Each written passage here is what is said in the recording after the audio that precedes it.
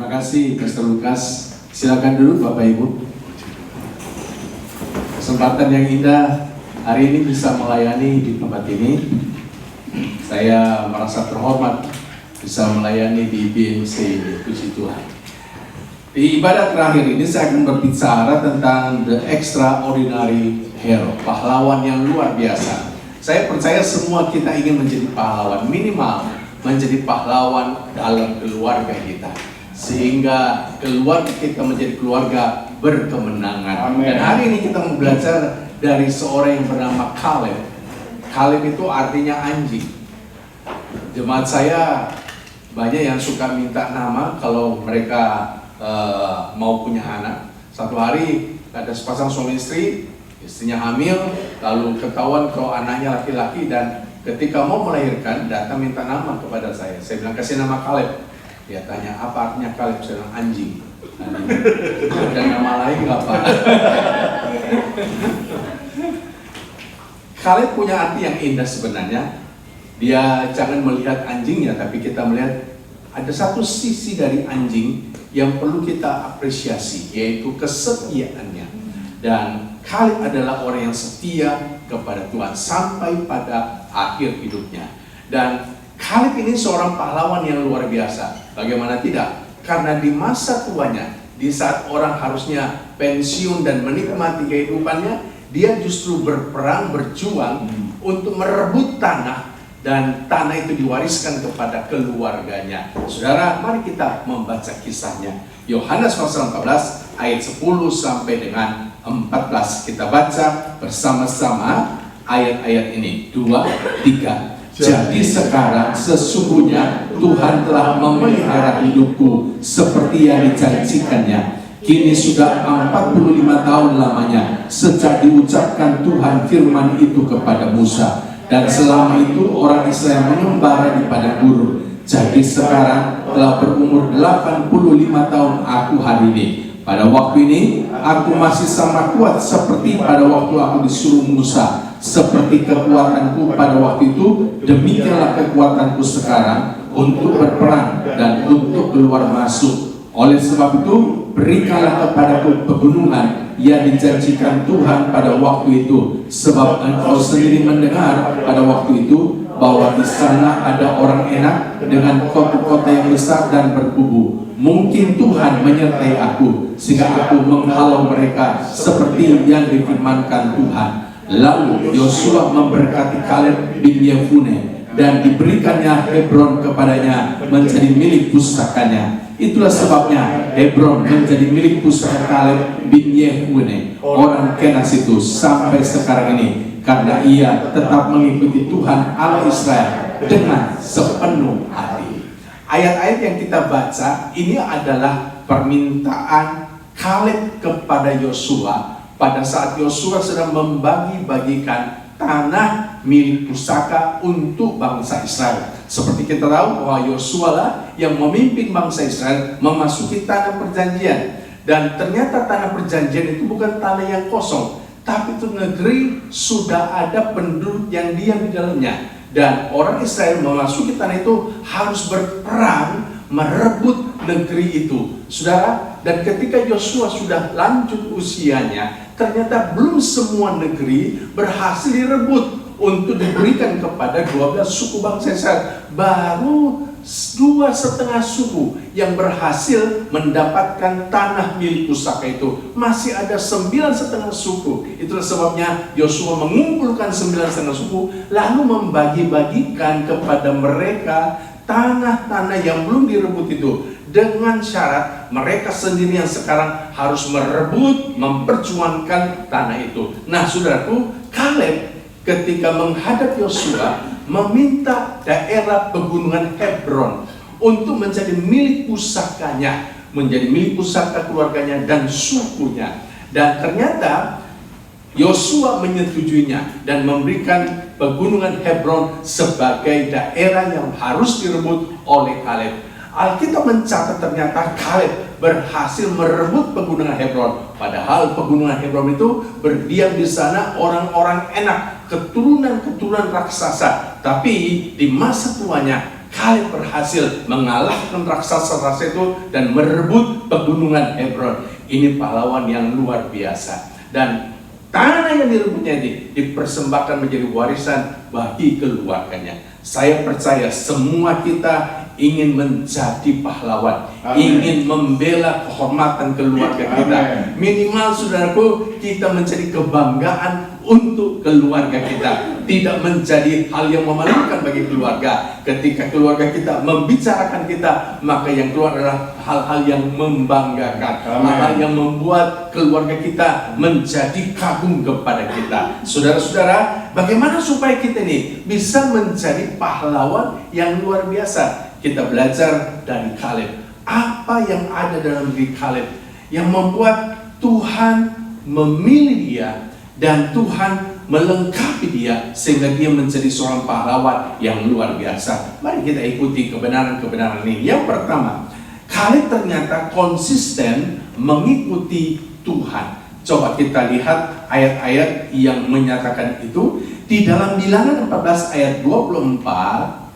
Ini ayat diucapkan oleh Tuhan saat Kaleb berumur 40 tahun. Coba kita lihat apa kata Tuhan tentang Kaleb. Tetapi hambaku Kaleb, karena lain jiwa yang ada padanya, dan ia mengikut aku dengan sepenuhnya, akan kubawa masuk ke negeri yang telah dimasukinya itu, dan keturunannya akan memilikinya. Saat Kaleb usia 40 tahun, Tuhan berfirman bahwa Kaleb itu mengikuti Tuhan dengan sepenuh hatinya. Coba kita lihat apa kata Alkitab. Ketika Kaleb sudah berusia 85 tahun, di dalam Yosua 14 ayat 14 dikatakan begini, itulah sebabnya Hebron menjadi milik pusaka Kaleb bin Yefune orang Kenas itu sampai sekarang ini, karena ia tetap mengikuti Tuhan Allah Israel dengan sepenuh hati. Usia 40 tahun dia ikut Tuhan dengan sepenuh hati. Usia 85 tahun tetap ikut Tuhan dengan sepenuh hati. Kaleb dia konsisten mengikuti Tuhan dengan sepenuh hati. Kata sepenuh hati itu menunjukkan kesungguhan hati, tidak separuh-separuh, tapi sebulat hatinya, seluruh hidupnya dia mengikuti Tuhan. Kita harus belajar punya konsistensi seperti Kaleb. Amin. Waktu muda ikut Tuhan, waktu tua tetap ikut Tuhan. Sekali kita ikut Tuhan, tetap ikut Tuhan sampai mati ikut Tuhan. Kasih Tuhan. Konsisten itu artinya tetap tidak berubah-ubah. Sekali kita mengiring Tuhan, tetap mengiring Tuhan. Tidak berubah apapun yang terjadi, tetap mengiring Tuhan. Amin. Kita butuh hal yang seperti itu. Saudara, kalau kita konsisten mengikut Tuhan, maka kita akan finishing well. Amin. Kita tidak akan berhenti di tengah jalan. Kalau saudara suka naik sepeda, apa yang membuat kita bisa tetap berada di sepeda dan tidak jatuh? Kalau kita tetap mengayuh, kita akan tetap ada di atas sepeda dan tetap ada berjalan sampai kepada tujuan. Tapi coba kalau kita berhenti mengayuh, maka lambat tapi pasti sepeda itu akan mulai berjalan pelan-pelan dan akhirnya berhenti. Dan saat sepeda berhenti, kita pastikan jatuh dari sepeda. Konsistensi seperti itu. Ketika kita konsisten mengikut Tuhan, maka kita akan terus berjalan sampai pada akhir. Tapi saat kita berhenti mengikut Tuhan, maka saudaraku, kita juga akan putus di tengah jalan, tidak akan finishing well. Betapa pentingnya kita ini konsisten sampai akhir. Amin. Dan ketika kita konsisten, maka saudara, kita akan bisa mendapatkan apa yang menjadi tujuan kita. Amin. Kalau kita setia kepada Tuhan, maka kita akan mendapatkan mahkota pada akhirnya. Kalau kita setia melayani Tuhan sampai akhir, maka nanti pasti ada berkat di balik itu. Amin. Saudara, ada kadang-kala membuat kita semangat. Tapi ketika kita tetap konsisten, kita akan bisa mengatasi semua yang melemahkan kita, maka pasti ada hasil di balik konsistensi kita. Di Inggris ada seorang pak tua yang setiap sore itu dia naik kereta api bawah tanah dari satu stasiun ke stasiun yang lain. Apa yang dia lakukan? Dia bersaksi tentang Yesus.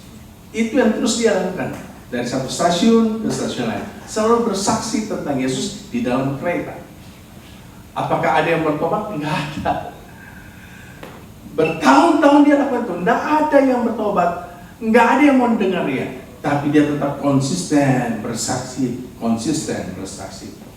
Dan satu sore saat dia sedang bersaksi di atas kereta, ada seorang ibu bersama dengan anaknya ada di kereta itu. Rupa-rupanya ibu ini lagi bete.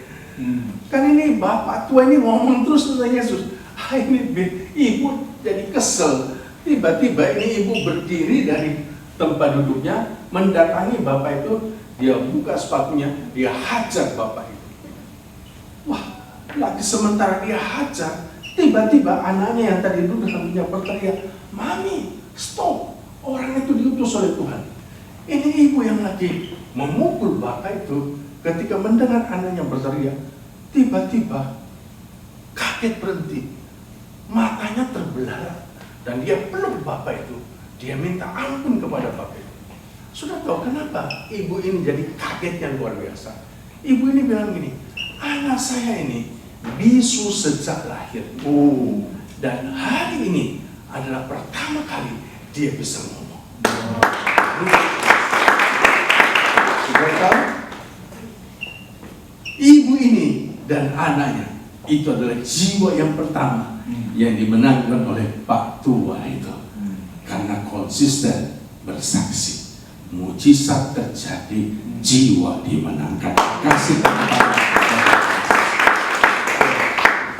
Untuk menjadi seorang pahlawan yang luar biasa, saudara butuh konsisten ikut Tuhan. Amin. Jangan hari ini on, besok off. Minggu ini on, minggu depan off. Tidak boleh on off, off. Harus on terus sampai Yesus datang kedua kalinya. Tetap yang kedua, yang harus kita miliki supaya kita menjadi pahlawan yang luar biasa, kita harus teguh memegang janji Tuhan. Coba kita baca Bilangan 14 ayat 24. Ini saat Kaleb berusia 40 tahun. Tuhan bilang begini, "Tetapi hambaku Kaleb, karena lain jiwa yang ada padanya, dan ia mengikut aku dengan sepenuhnya, akan kubawa masuk ke negeri yang telah dimasukinya itu, dan keturunannya akan memilikinya."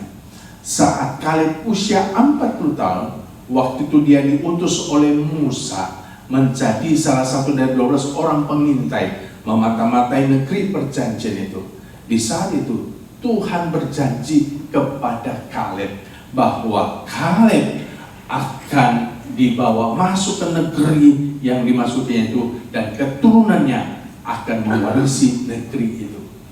Saudara, rupa-rupanya waktu Tuhan berjanji kepada Kaleb di usia 40 tahun itu, Kaleb menangkap janji Tuhan itu. Dia pegang janji Tuhan itu. Sampai kapan dia pegang janji Tuhan itu? Coba kita baca di dalam Yosua 14 ayat 12. Pada saat Kaleb berusia 85 tahun, Alkitab bilang begini, "Oleh sebab itu, berikanlah kepadaku pegunungan yang dijanjikan Tuhan pada waktu itu." Jadi rupanya waktu Kaleb usia 85 tahun, dia masih ingat janji Tuhan itu. Dia masih pegang janji Tuhan yang diberikan kepadanya 45 tahun yang lalu. Dia bukan hanya konsisten mengikuti Tuhan, tapi dia juga teguh memegang janji. Amin. Pak, mari kita belajar untuk terus teguh pegang janji Tuhan. Kenapa? Karena Tuhan kita yang berjanji itu Tuhan yang setia. Amin. Dia tidak pernah ingkar janji. Amin. Apa yang dijanjikannya pasti akan Amin. dilakukan. Amin. Berapa tahun sudah kau pegang janji Tuhan? walaupun mungkin sampai detik ini kau belum melihat penggenapan janji Tuhan itu, tetaplah teguh pegang janji Tuhan.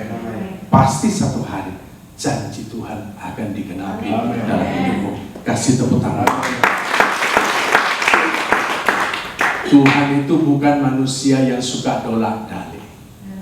Tuhan itu adalah Allah pencipta bumi, langit, laut, serta segala isinya, yang pegang setiap perkataannya. Apa yang diucapkannya pasti akan digenapi. Apa yang dijanjikannya pasti akan dia berikan kepada kita. Percayalah saudaraku. Dan waktu kita pegang janji Tuhan, itu akan membuat kita terus memiliki pengharapan. Apa yang membuat orang kadang-kala menjadi putus asa? Akhirnya dia singgah di supermarket, dia beli baygon rasa jeruk, dia bunuh diri. Kenapa? Karena kehilangan pengharapan. Kenapa banyak orang kehilangan pengharapan? Karena dia tidak punya janji Tuhan. Saya sangat yakin kalau kita ini punya janji Tuhan, pegang teguh janji Tuhan, kita nggak pernah akan kehilangan pengharapan dalam hidup kita. Pergumulan seberat apapun, tantangan sehebat apapun, pengharapan kita tetap ada. Amin. Dan selagi kita masih punya harapan, maka selalu ada jalan yang Tuhan akan berikan kepada kita. Saudara-saudara, perang di Gaza ini kan sudah hampir berakhir, walaupun masih terus berperang ini. PBB berusaha untuk mengadakan gencatan senjata, tapi belum juga berhasil. Nah, pada waktu awal-awal perang, ada cerita. Jadi waktu tentara Israel mengebom daerah itu, ada sebuah sekolah dasar yang juga kena bom, ya, hancur. Dan ada seorang bapak ketika mendengar bahwa sekolah anaknya hancur di bom, buru-buru dia lari ke lokasi. Ternyata betul itu sekolah sudah hancur. Dan bapak ini, dia tahu anaknya waktu itu lagi sekolah di situ, berada di bawah reruntuhan. Saudara, dia lalu mulai menggali reruntuhan itu, dan dia minta kepada orang-orang yang ada di sana, ayo tolong, anak saya ada di bawah. Dan rupa-rupanya bapak ini bukan satu-satunya bapak yang anak itu, masih banyak bapak-bapak yang lain, anaknya di bawah, ikut bantu menggali reruntuhan itu. Setelah cukup lama, akhirnya mereka menemukan ada 15 orang anak yang masih hidup, ya, di bawah reruntuhan itu. Dan di antara 15 orang anak itu, anak bapak ini yang paling kuat. 14 anak itu menangis meraung-raung. Anak bapaknya yang selalu menguatkan mereka, menguatkan 14 orang teman-temannya itu. Tenang, kamu jangan nangis, jangan takut. Pasti bapak saya akan datang menolong. Pasti bapak saya akan menolong. Anak ini selalu berkata, pasti bapak saya akan datang menolong. Kenapa anak ini begitu yakin bapaknya pasti akan datang menolong? Rupanya bapaknya itu selalu ngomong begini sama anaknya, nak, apapun yang terjadi, kamu ingat baik-baik, Papa akan selalu datang menolong kamu. Dan rupanya anak ini pegang janji papanya itu. Itulah sebabnya ketika ada di bawah reruntuhan, ketika 14 anak sudah putus asa, nangis, ini anak satu-satunya tetap punya harapan. Bahkan bisa menguatkan 14 anak yang lain itu. Dan akhirnya betul, bapaknya datang menolong, menyelamatkan anak itu. Saya mau bilang kepada saudara, anak kecil itu bisa percaya banget sama janji bapaknya. Padahal itu bapaknya manusia. Masa kita ini nggak percaya sama janji Bapak kita di surga itu? Bapak Tuhan kita. Anak kecil janji sama Bapak duniawi kita. Masa kita nggak percaya sama janji Bapak surgawi kita? Percayalah Bapak Ibu, bagaimanapun keadaanmu, percayalah bahwa janji Tuhan pasti akan. Yang ketiga, saudara, kita harus selalu optimis. Kaleb orangnya optimis. Dia berkata begini di dalam Yosua 14 ayat 11. Pada waktu ini aku masih sama kuat seperti pada waktu aku disuruh Musa. Seperti kekuatanku pada waktu itu, demikianlah kekuatanku sekarang untuk berperang dan untuk keluar masuk. Kaleb usianya 85 tahun. Tapi dia berkata bahwa kekuatannya masih sama saat dia berusia 40 tahun. Menurut saya, pasti tidak sama lah. Karena usia tidak bisa berbohong. Dengan berjalannya usia, pasti kekuatan fisik kita juga mulai melemah. Pendengaran mulai berkurang, penglihatan juga mulai berkurang. Yang tadinya kita hanya punya 2 mata, sekarang bertambah jadi 4 mata kita. Ya, ini alami, ya. Dan saudara-saudara, kekuatan juga berkurang. Saya ingat waktu saya masih muda, Pak Lukas, ya, baru usia 25 tahun, masih di seminari. Saya itu satu hari minggu bisa 7 kali khotbah, nyetir sendiri dan tetap segar. Sekarang Pak, 4 kali khotbah sudah loyo Pak.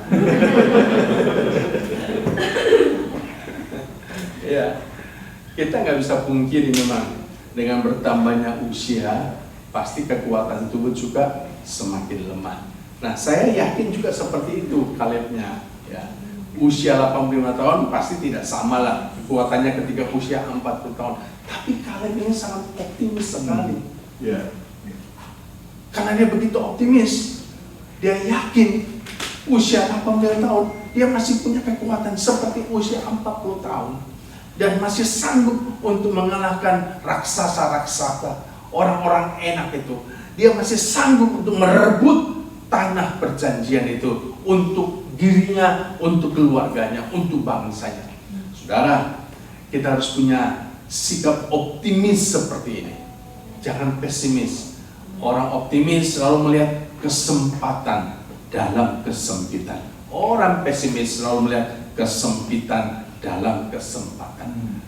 Kalau kita optimis, setiap kali ada sesuatu kita yang lihat ada peluang di dalamnya. Tapi kalau kita pesimis, padahal kelihatannya jalannya lebar, jalannya luas, tapi kita selalu melihat hal-hal yang sempit di dalam jalan yang luas. Jangan jadi orang pesimis. Orang pesimis tidak pernah akan berhasil dalam hidupnya. Orang optimis akan selalu berhasil. Amin. Katakan kasih tangan. Salah satu ciri yang khas sekali dari orang optimis adalah orang optimis tidak pernah khawatir dalam hidupnya. Orang pesimis selalu khawatir dalam hidupnya. Kalau kita optimis, kita tidak pernah khawatir apapun yang terjadi, nggak akan khawatir.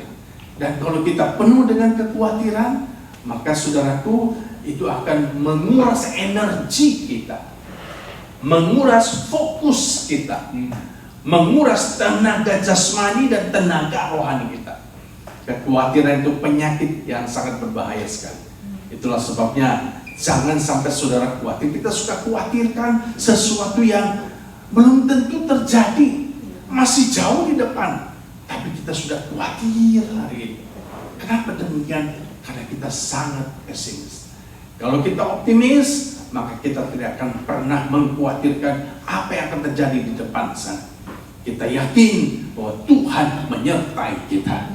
Orang optimis itu dia percaya bukan karena dia hebat, dia kuat, tapi dia percaya penyertaan Tuhan dalam hidupnya. Makanya dia optimis dalam hidupnya. Ada seorang tukang jahit di Jakarta. Hidupnya selalu penuh kekhawatiran. Itulah sebabnya setiap malam dia nggak bisa tidur. Dia datang kepada pendetanya, minta didoakan. Pak Gembala, tolong saya, doakan saya. Saya selalu khawatir dengan bisnis saya. Makanya tiap malam saya nggak bisa tidur, tolong doakan saya. Supaya saya tidak khawatir lagi, saya bisa tenang, tiap malam saya bisa tidur. Pak Pendeta bilang, oke, saya akan doakan kamu.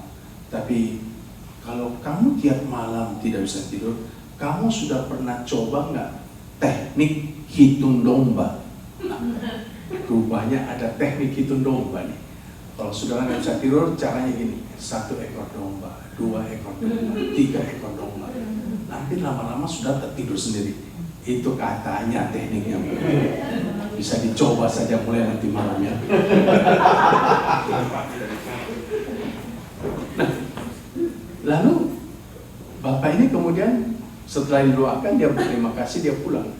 Minggu depan ketemu lagi sama Pak Pendeta, dan muka bapak ini semakin kusam. Pak Pendeta tanya sama dia, gimana keadaannya? Aduh Pak Pendeta, saya semakin tidak bisa tidur. Kamu sudah coba nggak teknik hitung domba? Sudah Pak Pendeta. Justru ketika saya hitung-hitung sampai hitungan 20.000 ekor domba, dan saya mulai membayangkan 20.000 ekor domba, saya akan bisa punya benang wol seberat 5 ton.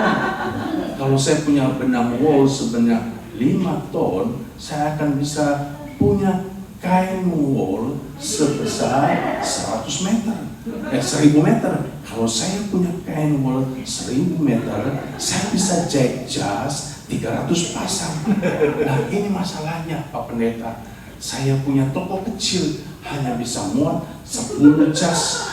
Kalau saya punya 300 jas, saya mau taruh di mana? Ini yang bikin saya tambah tidak bisa tidur.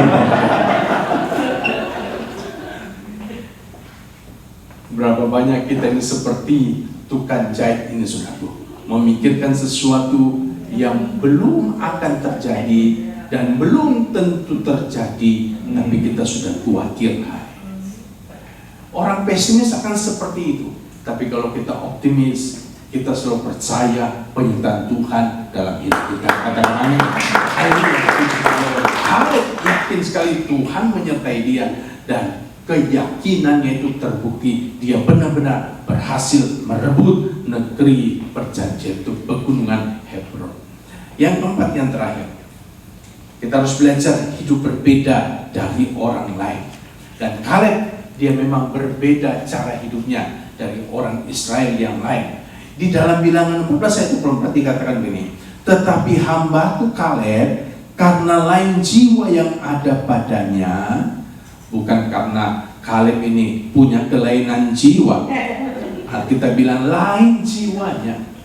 Kata jiwa yang digunakan dalam bahasa Ibrani gunakan kata ruah, yang juga bisa diterjemahkan dengan kata spirit, roh. Alkitab New International Version menggunakan kata different spirit, roh yang berbeda. Saudara, jadi rupa-rupanya Kaleb ini punya roh yang berbeda. Dan karena rohnya berbeda, itu karena ada roh Tuhan di dalamnya, maka gaya hidupnya berbeda dari orang Israel. Ketika orang Israel bersungut-sungut kepada Tuhan, Kaleb tidak bersungut-sungut kepada Tuhan. Ketika orang Israel yang lain, mereka menyembah berhala, Kaleb tidak menyembah patung berhala. Kenapa? Rohnya berbeda, gaya hidupnya berbeda. Pak Ibu, kita harusnya juga punya gaya hidup yang berbeda dari orang dunia. Kenapa?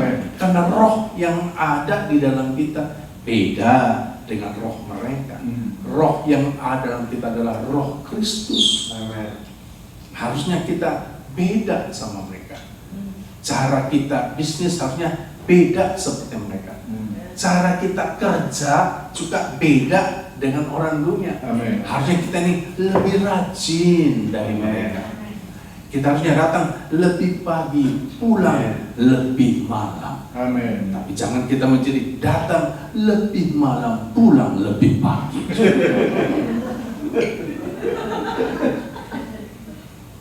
Kalau kita seorang ayah, harusnya kita menjadi ayah yang berbeda dari ayah orang dunia. Kita harus jadi ayah yang bertanggung jawab untuk keluarga kita, mencari nafkah untuk keluarga kita, menjadi ayah yang hadir dalam kehidupan anak-anak kita, menjadi ayah yang memberikan rasa aman bagi istri dan anak-anak kita, menjadi ayah yang melindungi keluarga kita. Jangan kita menjadi ayah yang teroris untuk keluarga. Di Jakarta ada ayah-ayah seperti itu. Kalau dia pulang ke rumah, suasana rumah langsung jadi tegang. Anak istri langsung jadi tegang. Tapi kalau dia sudah pergi, anak istri lega. Teroris sudah pergi. Kenapa? Karena kalau dia pulang ke rumah, dia bentak-bentak, dia marah-marah, dia banting pintu, dia lempar piring, dia hardik istrinya, dia tendang istrinya, dia pukul anaknya. Wah, ini teroris, saudara. Kita rohnya beda. Harusnya dia ayah yang baik untuk keluarga kita. Jadi suami yang baik untuk istri kita, yang setia kepada istri. Demikian juga istri setia kepada suami. Jangan jadi istri yang menyimpang, nyerong hatinya kepada laki-laki lain. Ada seorang pendeta, dia sekarat, udah mau meninggal. Lalu kemudian dia terbaring lemah di tempat tidur. Di samping tempat tidur, istrinya menemani dia. Dan Pak Pendeta yang sudah terbaring lemah lalu ngomong sama istrinya, "Istriku, ini saat-saat saya terakhir. Saya mau kamu jujur dengan saya." Istrinya tanya, "Mau jujur apa, Pak?" "Saya mau tanya, itu anak kita yang nomor 8, itu anak siapa sebenarnya? Kok dia beda dengan saudara-saudaranya? Dia hidungnya lebih pesek, rambutnya lebih ikal, kulitnya lebih hitam.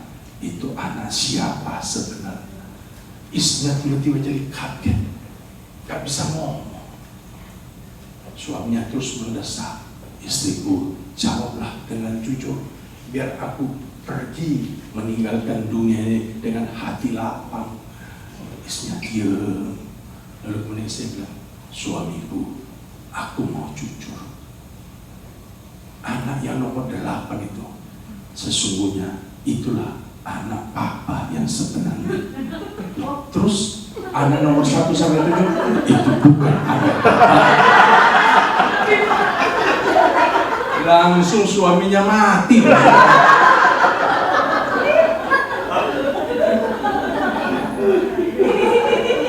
Roh kita harus beda. Cara hidup kita harus berbeda. Kita harus lebih setia kepada pasangan kita. Katakan amin. Supaya kita jadi pahlawan yang extraordinary. Jadi pahlawan yang luar biasa. Dan saya percaya hal-hal yang saya sampaikan ini sederhana, tidak sulit untuk dipraktekkan, dan mari kita mulai mempraktekkannya supaya kita menjadi pahlawan yang luar biasa. Tuhan tolong kita, Tuhan berkati kita. Kasih tepuk tangan. Amin.